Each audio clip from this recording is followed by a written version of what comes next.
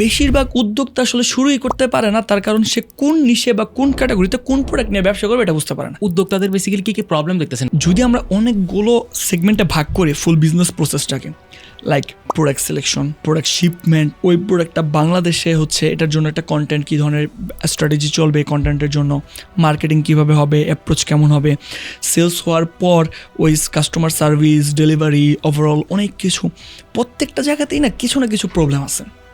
এখানে এমন না যে শুধুমাত্র বাংলাদেশের সব মানুষ প্রোডাক্ট সোর্সিংয়ের প্রবলেম পাচ্ছে, এরকম না।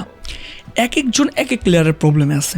লাইক আপনি ব্যবসা করবেনই না, আপনি আমার প্রথমে প্রশ্ন করলেন ভাই কোন প্রোডাক্ট আনবো।